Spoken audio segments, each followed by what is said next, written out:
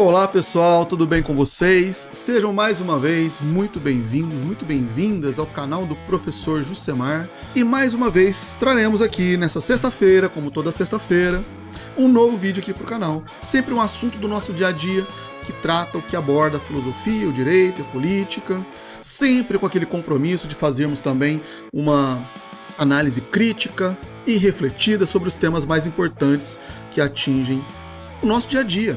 Como será o tema de hoje, conforme vocês verão, e espero, como já tem feito, participando com seus comentários, críticas, contribuindo para que esse debate realmente se torne cada vez mais rico e mais aprofundado. E por falar em participação, antes de mais nada, é claro, eu peço aí, sempre conto muito com a participação de vocês, com os comentários, com as sugestões, com as dicas, discussões. Isso é sempre muito enriquecedor, não só para o canal, mas para mim também, e por isso eu peço que, se vocês quiserem aí, possam seguir ou continuar seguindo a minha página lá no perfil do Instagram, aqui no YouTube também. Se inscrevam, curtam os vídeos, participem, e também, se preferirem, o Facebook. Sendo que a participação e engajamento de vocês, acho que isso a gente não precisa nem explicar muito, é sempre muito importante e sempre, obviamente, muito bem-vindo. E o assunto de hoje, pessoal, não vou trazer aqui grandes novidades, mas é um assunto que continua rendendo ainda durante todos esses últimos dias, e tem rendido ainda durante toda semana, ainda continuar e ainda continuará rendendo pelas próximas, e que se trata, conforme vocês podem ter visto aí nos últimos vídeos aqui do canal, desta nomeação, desta indicação, prestes a se tornar uma nomeação, do Cristiano Zanin para o STF, né? Eu teria ainda que publicar aí mais um ou dois cortes do último vídeo que eu postei aqui no canal na semana passada. Muito provavelmente vai aparecer para vocês aqui a sugestão, né, desse vídeo, para quem não assistiu, para quem quiser ainda assistir, para que vocês possam verificar lá algumas das minhas opiniões e análises que eu fiz a esse respeito. Mas hoje ainda eu estava atualizando, né, algumas informações aí que saíram na imprensa, né, a respeito, né, dessa indicação.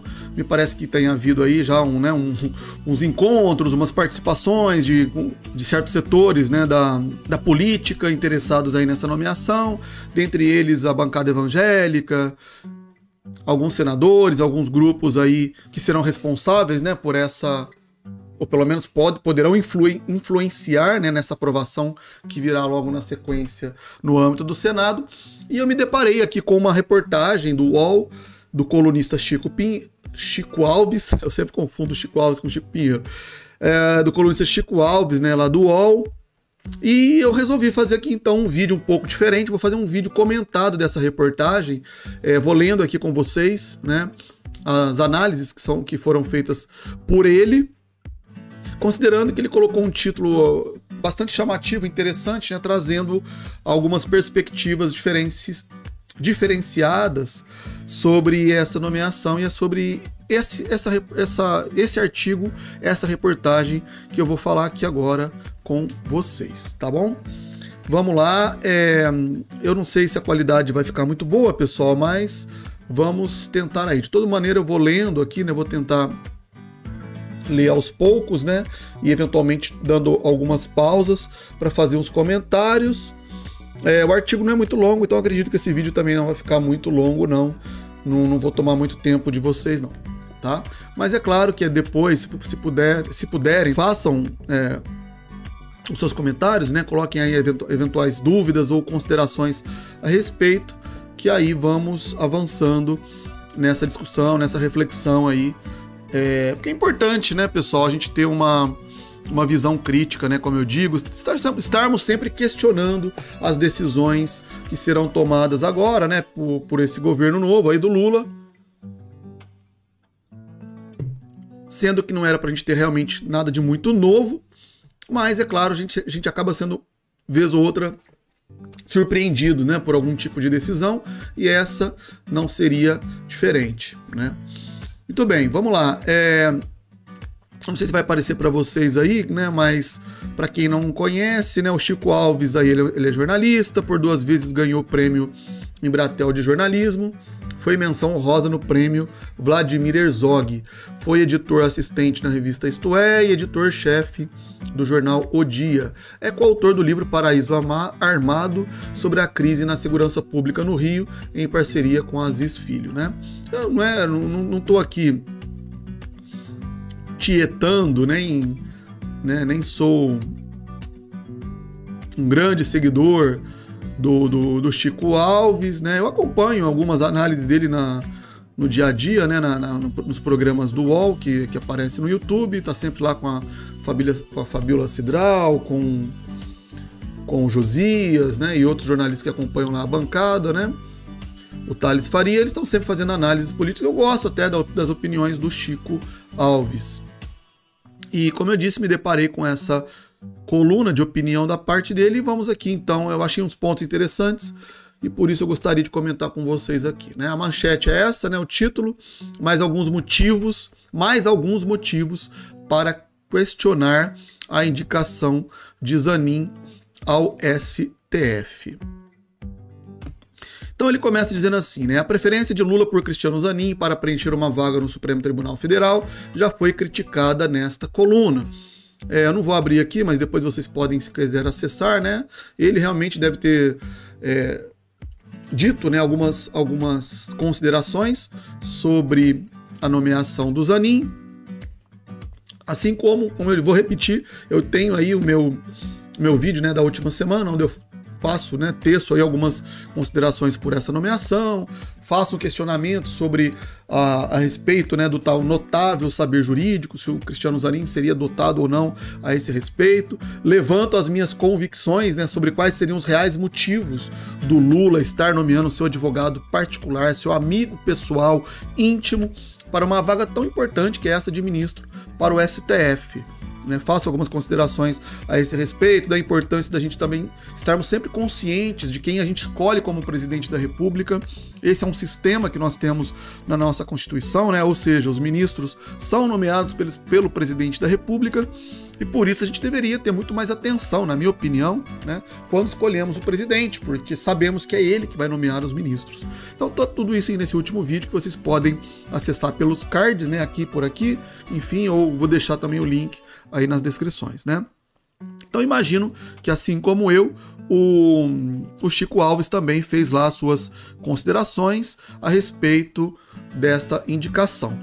E aí ele vai continuar, né, dizendo, né, que a principal objeção à nomeação, né, no caso, foi ao critério usado pelo presidente para indicar o novo ministro do Supremo.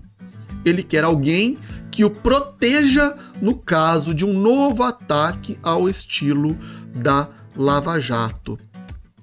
E olha só, né, pessoal, não tenhamos muitas dúvidas, né, dessas razões, dessas motivações pela qual o Lula está indicando o seu próprio advogado para esse cargo, né? Eu digo lá no vídeo que tem um aspecto que alguns consideram, né, que o Lula é como se ele estivesse no momento de desforra, né, como se ele estivesse empreendendo uma vingança contra a Lava Jato. Para vocês terem uma ideia, né, quem queria essa próxima vaga no STF era o Sérgio Moro, né?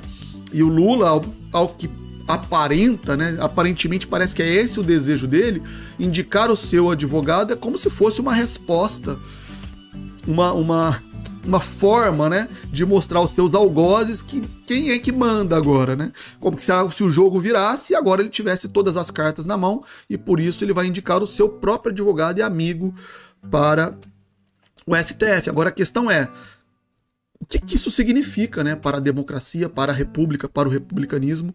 E é nessa linha que o Chico Alves vai seguir aqui no seu artigo, né, porque ele vai continuar dizendo então: quando coloca como motivo número 1 para a condução de alguém à principal corte do país o fato de ter sido seu defensor, Lula manda às favas os princípios republicanos. E aqui muitos poderão também pensar, né, o que vem a ser, o que são esses princípios republicanos, né? Quando isso realmente as pessoas dão valor nisso, as pessoas sabem o que é isso, as pessoas entendem de fato que vem a ser esses princípios republicanos, valores democráticos, né? Porque me parece que nos últimos anos, nas últimas décadas, não me parece que são esses valores que têm prevalecido. Colocam outras questões ideológicas, essa polarização de esquerda versus direita. Às vezes nem isso conta, são mais aspectos personalistas. Ah, eu quero o Bolsonaro, eu quero o Lula. Esse culto à imagem, culto à personalidade, que parece que o que mais prevalece, infelizmente, hoje na política. E poucas pessoas realmente dão valor, apesar de dizerem isso, né, de falarem isso em seus discursos, me parece que não dão tanto valor real a essas questões que estão previstas na Constituição, fazem parte da nossa cultura, da nossa tradição jurídica, mas que infelizmente não dão muito valor. O que seriam esses princípios republicanos? Eu poderia enumerar aqui pelo menos 3 características que são intrínsecas, essenciais ao republicanismo e que, se realmente fossem observados, na minha opinião, elevariam em muito não só o debate político, eleitoral, ou tornaria mais rico e aprofundado as discussões políticas, mas com certeza faria também que nós alcançássemos um nível de civilidade, de avanço civilizatório mesmo, né? De uma visão, de um projeto de fato de país, tendo esses valores como fundamentos, como base, que fariam do Brasil uma nação muito mais próspera, muito mais consciente do seu papel no mundo e com certeza tornaria muito mais eficiente também até mesmo a máquina pública. Enfim, mas o que seriam então esses princípios, né?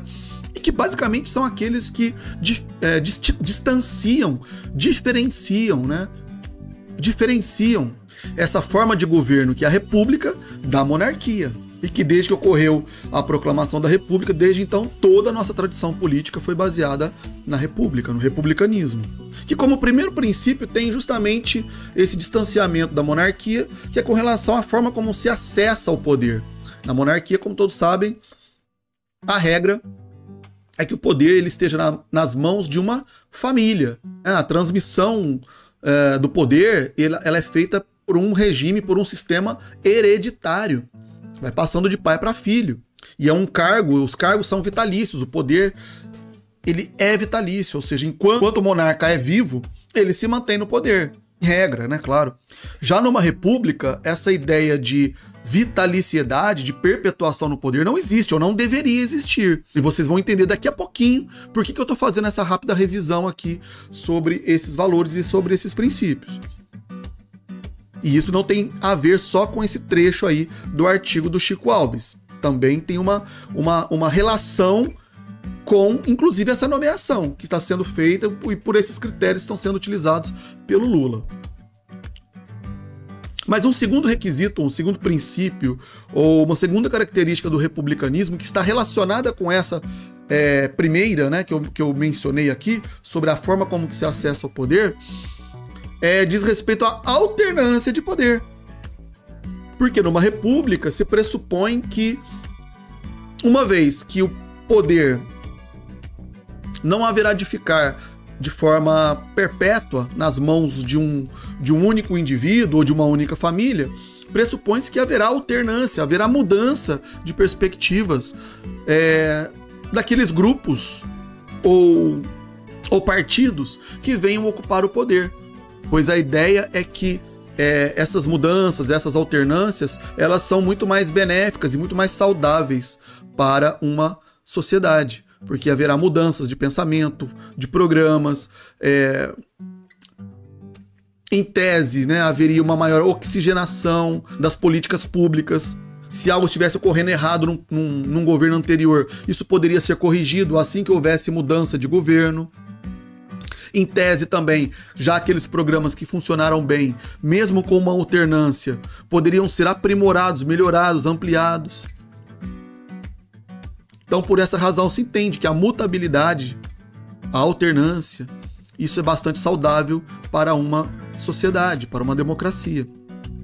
E uma terceira e última característica que eu destacaria aqui, para a gente para não ficarmos nos prendendo a isso também, seria um princípio relacionado com a responsabilidade. Porque numa república se pressupõe que aqueles que detêm o poder sejam tratados em pé de igualdade com todas as demais pessoas, com todos os demais cidadãos que compõem aquela sociedade.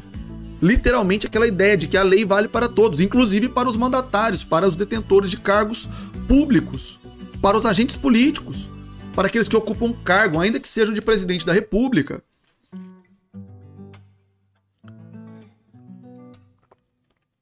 Isso significa que se o presidente da República ele comete um crime, ou comete um ato de responsabilidade, ou um ato de improbidade, obviamente ele tem que responder perante os órgãos de justiça, ou perante o Congresso, no caso de um impeachment. Ou seja, existe um valor da responsabilidade, e esse é um valor republicano. Considerando que na monarquia, pelo menos na monarquia clássica, isso nunca acontecia, porque o monarca, ele era a lei, ele fazia a lei, ele tinha influência sobre todos os demais poderes, se é que esses poderes existiam. Então, se punir um rei, se responsabilizar uma rainha, era extremamente difícil, a não ser que você derrubasse aquela monarquia, como aconteceu na Revolução Francesa, e se cortassem as cabeças daqueles anteriores monarcas ou reis absolutistas ou algo assim. Fora isso, não se conseguia nunca punir um grande chefe de estado, um monarca, um rei, um faraó. Isso também é muito bem retratado na ficção, para quem assistiu, por exemplo, Game of Thrones. Portanto, são esses alguns princípios republicanos acerca dos quais se está falando nesse artigo do Chico Alves, e a respeito dos quais eu falei também quando fiz a minha análise. Mas vamos lá, vamos continuar aqui rapidinho.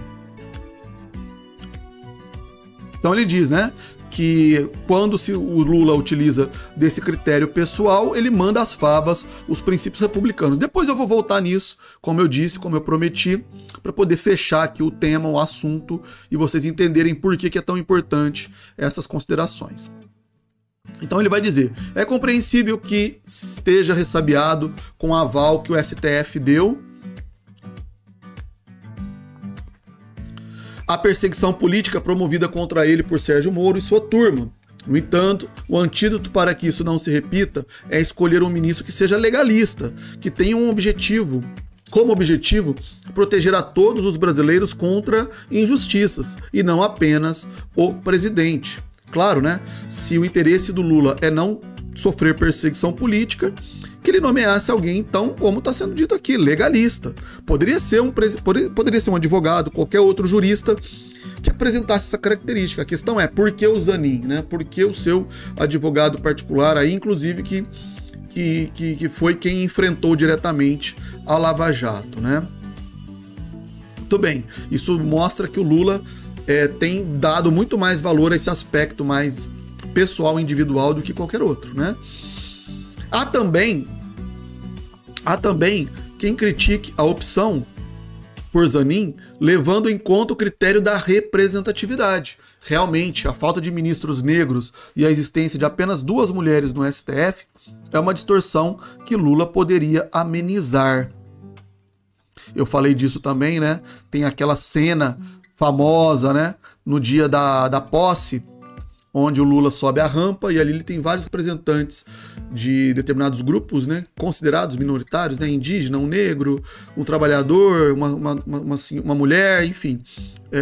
Aparentemente, embora o Lula dê valor a isso, né, a gente sabe, pelo menos no discurso, pelo menos no seu gogó, ele fala sobre a valorização desse aspecto, né, da representatividade, mas parece que na hora da prática mesmo não dá tanto valor assim, né?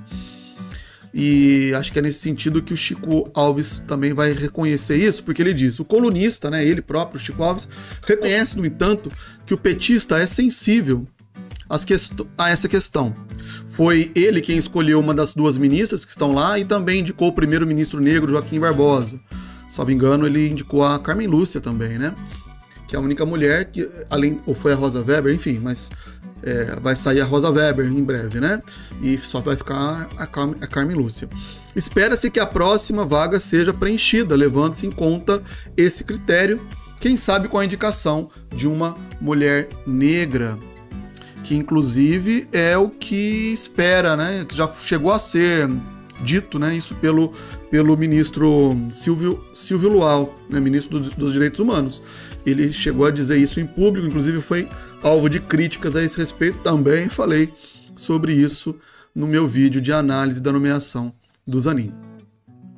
Aí continuando, mas além desses argumentos para questionar a indicação de Zanin, há um outro bastante relevante: o desconhecimento sobre o pensamento do escolhido de Lula em relação aos principais temas da vida nacional. A afinidade entre as ideias dele e a corrente ideológica do petista. Zanin é liberal na economia ou estatista? Que opinião tem sobre a questão indígena ou sobre o tema ambiental? Como vê a regulamentação das redes sociais? Ninguém sabe. Então, pessoal, é isso, né? Até aqui o que se está mostrando justamente é chamando atenção para esses pontos. Aliás, muitos setores da própria esquerda, acho que de alguns apoiadores, né, do Lula, começaram justamente a questionar e a criticar essa nomeação justamente por isso aí que o Chico Alves acabou de dizer. Né? Não se sabe exatamente o que o Zanin pensa. Aliás, o Zanin era totalmente desconhecido. Gente, além dele ter sido o advogado do Lula, ou ser ainda um advogado do Lula nesses processos da Lava Jato, fora isso, tirando o livro que ele escreveu sobre lawfare, que também está relacionado com a Lava Jato, ninguém mais sabe nada a respeito do que o Zanin pensa. Isso aí que é o grande problema. Eu falei isso lá no meu vídeo também. O fato dele não ter um mestrado, não ter um doutorado, não ter uma profunda produção acadêmica, não precisa ser nem profundo, nem precisava ser profundo, mas alguma produção acadêmica, pra gente saber o que o cara pensa. E aí sim, quando for submetido a alguma questão relevante no STF, a gente mais ou menos saiba identificar qual vai ser o parâmetro, qual vai ser o posicionamento dele nesse sentido. E se ele mudar de lado, se ele mudar de posição, ele poderá ser criticado justamente por isso, mostrando coerência ou a sua incoerência na forma de pensar. Né? Essa é a importância da gente saber as bases, até mesmo teóricas, ideológicas, de um indivíduo que vai ocupar um cargo tão importante como o de ministro do STF. Né? Então essas críticas já têm aparecido aí, até mesmo entre aqueles que apoiaram, que fizeram L na campanha. Né? E agora estão se mostrando até um tanto quanto arrependidos aí, por conta até mesmo dessa escolha, né? Muito bem, continuando. Ele vai continuar o Chico Alves. Seja sobre esses assuntos ou outros quaisquer, Zanin é um ilustre desconhecido no debate nacional. Somente agora começa a revelar suas posições. Muitos dos que defenderam sua indicação não gostaram, porém, das primeiras pistas sobre as convicções do indicado de Lula. No encontro com lideranças evangélicas, roteiro de beijamão para garantir apoio e aprovação de seu nome na sabatina do Senado, Zanin causou ótima impressão em personagens como Silas Malafaia. Entre outras coisas, o advogado teria dito aos pastores que o STF não deve legislar sobre lemas como drogas e aborto. É complicado, né? Se o Silas Malafaia tá apoiando, né? Aí é que tá, né? E essa foi uma das novidades dessa semana, esse encontro com as lideranças evangélicas e aplaudiram, né? Gostaram dessa indicação e saíram satisfeitos por essa conversa com o Zanin. Mas esse ponto aqui é importante, né, pessoal? Porque eles, na cabeça deles, o STF não deve legislar sobre temas como drogas e aborto. E aí o Chico Alves fala de uma maneira muito correta que eu concordo muito. Na verdade, o Supremo não deve legislar sobre nada. Quando líderes evangélicos que misturam religião e política usam essa expressão, querem dizer, na verdade, que detestam quando o STF muda decisões do Legislativo sobre temas de seu interesse, mesmo se inconstitucionais.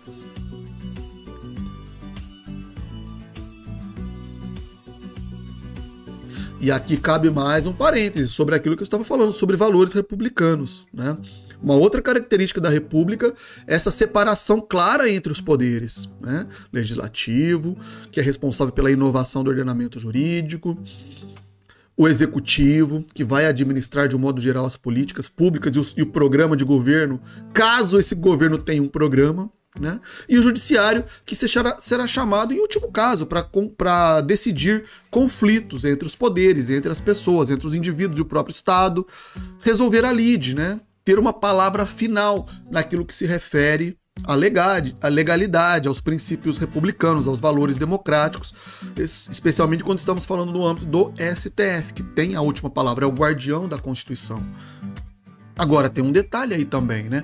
Não é que o STF ou o judiciário ele não possa legislar. Isso, obviamente, não está entre as suas atribuições primárias, precípuas. Mas quando um juiz julga, quando ele profere uma sentença, ou quando um tribunal expede um acórdão, sintetizando o entendimento daquela turma julgadora em uma segunda instância, uma superior instância, de uma certa maneira, naquele caso concreto especificamente, se isso não se referir a um caso ou uma ação de natureza pública, aquela decisão ela se torna uma espécie de regra que sim, estabelece uma espécie de lei para aquele caso específico.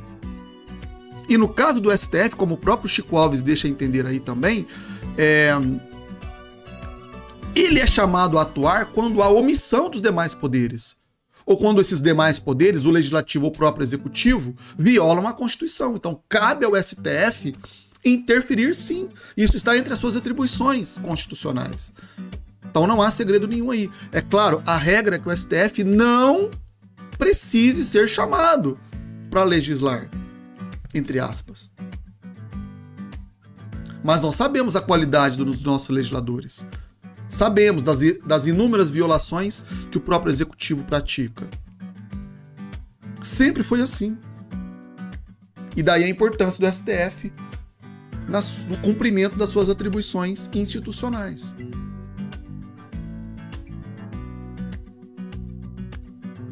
Agora, do jeito que foi noticiado isso, realmente fica estranho, né? Porque fica parecendo que ou ele deixa quase claro, ou pelo menos é o que aparenta, ele estar se vendendo aí para esse setor aí da sociedade, como se ele fosse um candidato mais conservador do que aqueles que foram indicados anteriormente pelo próprio Bolsonaro, né? O posicionamento do advogado recebeu muitas críticas de simpatizantes da esquerda nas redes sociais. Os midiáticos chefões evangélicos já tiveram, assim, alguma noção do pensamento do indicado ao Supremo. Próximo compromisso do escolhido do presidente será com os grandes empresários do Sistema S. O Convescote deverá acontecer na quinta-feira, dia 15. A mera escolha desses primeiros interlocutores pode ser encarada como um sinal das posições de Zanin? Não se sabe, mas o certo é que pastores e entidades patronais terão uma ideia do que esperar do possível futuro do ministro do STF. Falta ao restante dos brasileiros saber sobre ele algo além do simples fato de ter sido o protetor de Lula. E assim conclui o Chico Alves a sua coluna sobre esses alguns motivos aí para questionarmos a indicação do Zanin ao STF. Então é isso, eu achei bastante interessante, né, esse artigo do Chico Alves, realmente chamou atenção aí para alguns pontos que se desdobraram, né, no decorrer dessa semana sobre essa indicação, ou seja, esse assunto vai continuar rendendo bastante, provavelmente pode ser que eu volte ainda a esse assunto aqui no canal, então por isso vocês continuem acompanhando, continuem seguindo aí pelas redes sociais, continuarei fazendo, ainda tecendo algumas considerações, porque eu acho que é um assunto bastante relevante, importante para nós nesse momento, mostra muito, né, ou bastante aí desses primeiros passos que estão sendo tomados pelo governo Lula, e vejam vocês que interessante, né? O indicado, primeiro ele vai conversar com as lideranças evangélicas, agora com o empresariado. É isso, né? Cadê a representatividade que a gente estava esperando aí desse governo, né? Que foi prometida, que foi alardeada durante a campanha, né? Cadê os setores populares? Cadê o povão, né? Nessas considerações? Os interesses relacionados com com o meio ambiente também serão privilegiados, ou com qualquer outro setor também, as questões mais ligadas mesmo à economia, como o próprio colunista, né, levantou aí, né? Será que se tocar lá uma ação que coloque em questionamento, por exemplo, uma privatização de uma Eletrobras ou de alguma outra empresa estatal, como que ele vai se posicionar nesse sentido, né? Então tudo isso a gente fica sem saber, estamos sem saber, né? E por isso é importante que a gente continue acompanhando aqui os desdobramentos dessa nomeação. Em breve terá a sabatina no Senado, então isso vai render também, muito provavelmente, algumas outras considerações. Talvez ali ele também se manifeste, né, sobre alguma de suas ideias.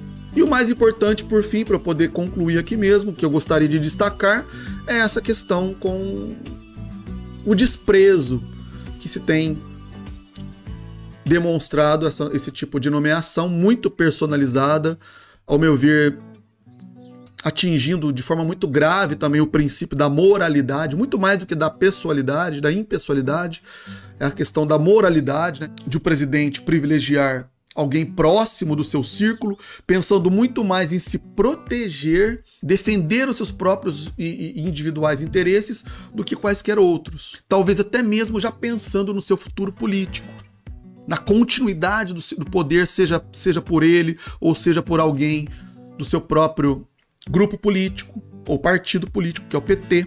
Ou seja, essa ideia mesmo de perpetuação do poder, que não tem nenhum lastro nos valores republicanos, como eu disse anteriormente, pois é característica da república a alternância de poder. É claro que a gente não quer uma alternância negativa.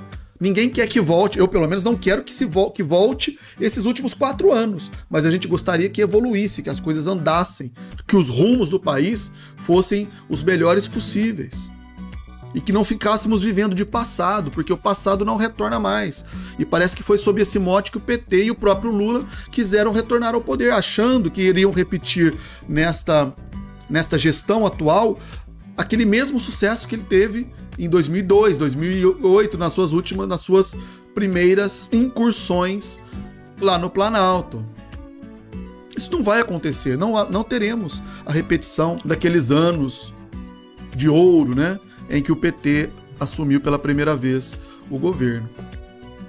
Isso tem refletido até mesmo aí numa última pesquisa que saiu, acho que hoje mesmo, né, sobre a aprovação do governo, que eu acho que nem de perto se assemelha com as primeiras avaliações daqueles governos anteriores do Lula. E eu também, por fim, não preciso nem aqui dizer o quão mesquinho é, né, também em violação aos princípios republicanos, achar que talvez, se é que isso passe pela cabeça do Lula, que colocando ali um ministro mais chegado a ele, isso evitará com que ele tenha eventuais complicações futuras na justiça. Até porque, a depender da postura que o Zanin assumir, né, depois de se tornar o ministro, poderá também vir a trazer aí desagradáveis surpresas, caso futuramente ele mude de lado. É o tipo de coisa que não tem como se prever. Ainda mais quando, eu repito, não se tem sequer pistas claras acerca do que realmente pensa esse candidato, esse indicado para o STF. E isso, pessoal, só o futuro mesmo é que nos dirá o que realmente vai acontecer. Era isso, pessoal, por hoje. Mais uma vez eu agradeço aqui a presença e a participação e a audiência de todos vocês. Espero que gostem. Não deixem de seguir então as redes sociais, de curtir esse vídeo. Se for o caso, inscreverem-se no canal, continuarem acompanhando essas análises. E como eu sempre digo, vamos sair da caverna. É isso, até a próxima, até o próximo vídeo.